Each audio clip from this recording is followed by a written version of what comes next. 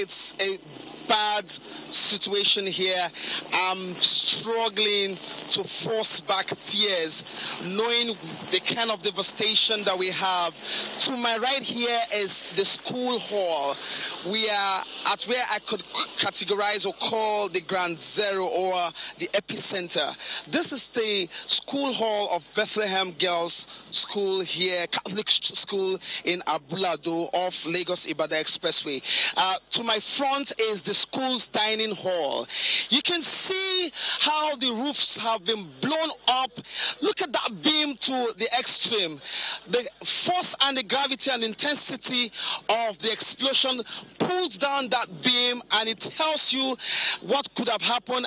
And we understand that between the time it happened was the time between the prayer time and the dining and eating, and some people were also, some of the students, some of the girls were in this hall that has been dropped by the explosion. Something also is very interesting but very painful also.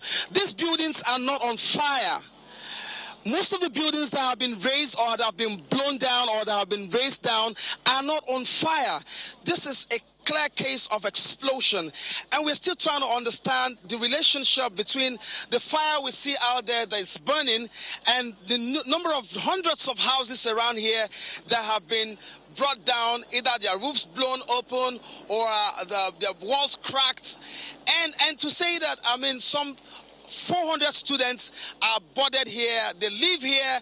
Those Catholic students, secondary school, Bethlehem Girls, were in this hall, and some of them in the hostel when this happened. We can't tell you how many of them are trapped. We can't tell you how many of them have been rescued, but there's a high level of casualty, we understand, and those around here and those in other houses are hoping that we can really not get this unlucky on a Sunday morning. I have some people, some stakeholders around here who also have been monitoring this event and trying to help us make a sense out of it. I would like to call the former chairman of Amuwo Odofi local government, someone who understands this vicinity and the topography of this area and what and how bad this situation is. If you don't mind, I'm corona free. If you know, so it's. First of all, I mean, how did this... You were one of the first guys who called me this morning to tell me that something has happened, even though I felt that vibration in my bathroom this morning. Well, it's a very sorry case. I was on my bed checking on my mails, and suddenly... And when you say your bed, can you help us describe how far that is from this place? It's about 13 kilometers from here. About 13 kilometers from here. I was checking my mails, and it's about 9:02 a.m. this morning, and I felt that impact, you know, like a strong wind force pushing you. And I thought initially was a big gas explosion, so I went to the balcony to check my neighbors around Third Avenue, and they said nothing. Then I looked at the social media immediately, one of the WhatsApp group, and my PA, Ibrahim, just sent an information that there's a pipeline explosion in Abule Ado, and I looked at the fire, the way the smoke was coming out, and immediately I told people to calm down, that it looked like a petroleum pipeline explosion. Then immediately I ran down here to assess the damage. My mom called me from 7th Avenue, which is about 7 kilometers from here, that the windows of the house actually fell off the building. What is this likened to in your experience? Well, for me, we would want the expert to come in and assess the situation. But for now, the LASEMA are here. I've spoken with the Commissioner of Police, Lagos State, Mr. Odumosu. I've spoken with the RRS commander. In fact, he's here. I was with him not too long ago. We have jointly assessed the situation. There are so many federal agencies that are here. The Lagos State government is on top of the matter. I have walked around the terrain of this place and to the swampy area and mobilized the community leaders here and, of course, the traditional rulers, including the Bale here. Jointly, we have calmed the people down, that there's no cause for alarm, which you can see. I was instrumental to the only road that come in through this area, and I know this area like the back of my palms.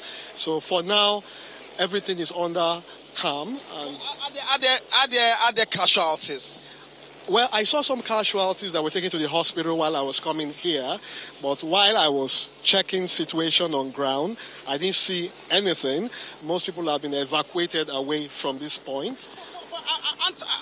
I'm a bit curious that we have too many houses, hundreds of houses here being destroyed without going up in flame.